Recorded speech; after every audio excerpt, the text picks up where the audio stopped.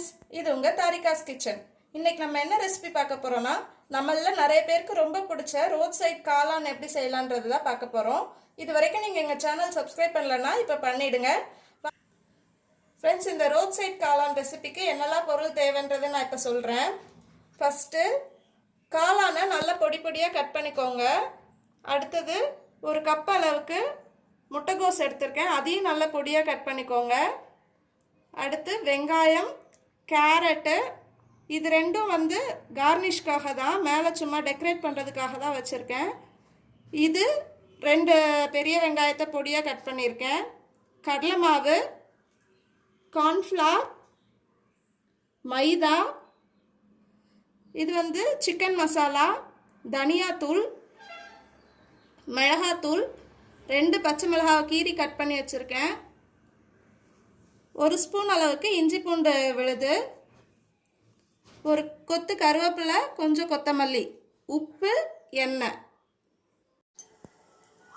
2 spoon tomato sauce, 1 spoon soya sauce. இப்போ பாருங்கள், நான் ஒரு பாத்திரத்தில் நம்ம கழுவி வச்சுருக்க மஷ்ரூமையும் முட்டைகோசையும் வச்சுருக்கேன். இப்போ இது கூட மைதா எடுத்து வச்சோம்ல, அந்த 1 கப் மைதாவை போடுறேன். அடுத்து கடலை மாவு போடுறேன். அடுத்து கார்ன்ஃப்ளவர் போடுறேன். சில்லி பவுடர், நம்ம எடுத்து வச்ச கொத்தமல்லி தூளையும் சிக்கன் மசாலா பவுடரையும் போட்டுட்டேன். அடுத்து இதுக்கு தேவையான அளவு உப்பு போட்டுக்கணும்.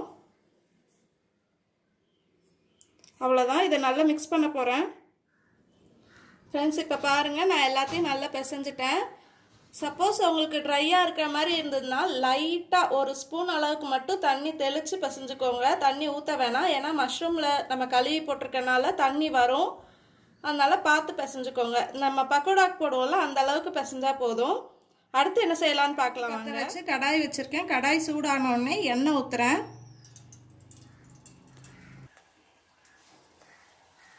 ஃப்ரெண்ட்ஸ், இப்போ எண்ணெய் நல்லா காஞ்சிடுச்சு. நாம் எடுத்து வச்சுருந்ததை கொஞ்சம் கொஞ்சமாக போடலாம்.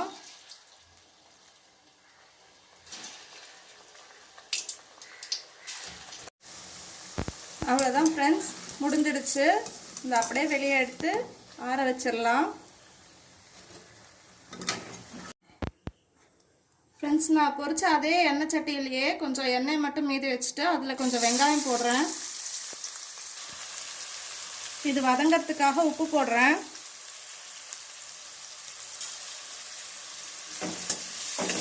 நல்லா மிக்ஸ் பண்ணிக்கோங்க.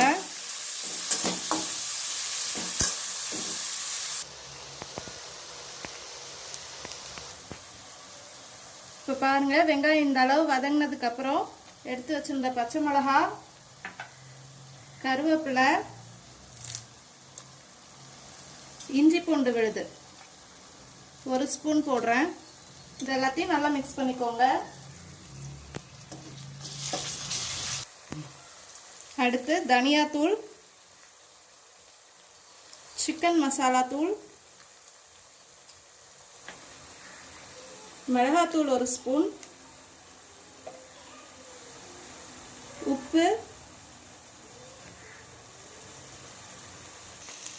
இப்போ இதை நல்லா மிக்ஸ் பண்ணிக்கோங்க.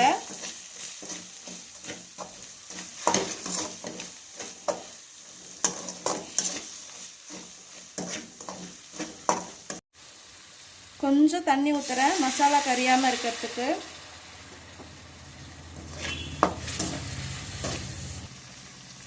இப்போ நம்ம எடுத்து வச்ச சாஸ் ஊற்றுறேன். இப்போ சோயா சாஸ், டொமேட்டோ சாஸ் 2த்தையும் போட்டோம். அதை நல்லா மிக்ஸ் பண்ணிக்கோங்க.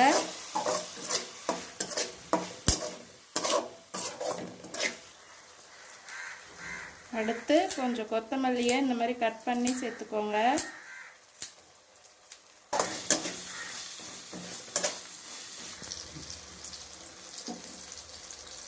இப்போ நம்ம பொரிச்சோம்ல, அதை நான் பிச்சு பிச்சு வச்சுருக்கேன், அதையும் இது கூட சேர்த்துக்கோங்க.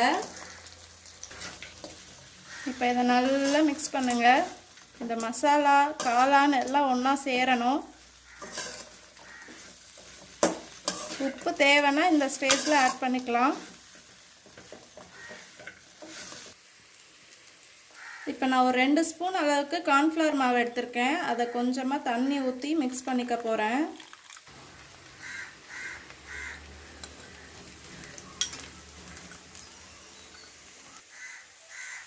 அவ்வளோதான். இந்த மாதிரி நல்லா தண்ணியாக கரைச்சிட்டு இதில் ஆட் பண்ணிடுங்க.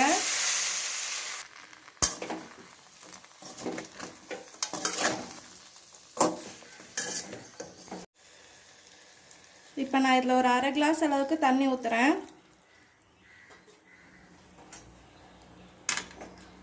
ஊற்றிட்டு நல்லா இப்படி ப்ரெஸ் பண்ணி மிக்ஸ் பண்ணுங்கள்.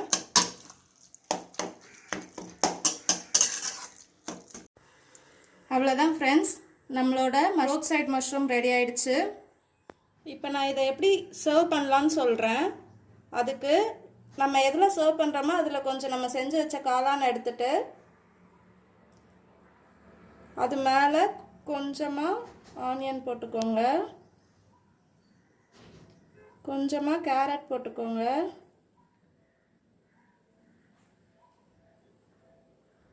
கொஞ்சம் கொத்தமல்லி இலை. அவ்வளோதான் ஃப்ரெண்ட்ஸ், நம்மளோட டேஸ்டியான ஹெல்த்தியான ரோட் சைட் மஷ்ரூம் ரெடி ஆயிடுச்சு. இதை நீங்களும் உங்கள் வீட்டில் செஞ்சு பாருங்கள். கமெண்ட் செக்ஷனில் கமெண்ட் சொல்லுங்கள் எப்படி வந்ததுன்னு. நம்ம நெக்ஸ்ட் வீடியோவில் பார்க்கலாம். தேங்க்யூ.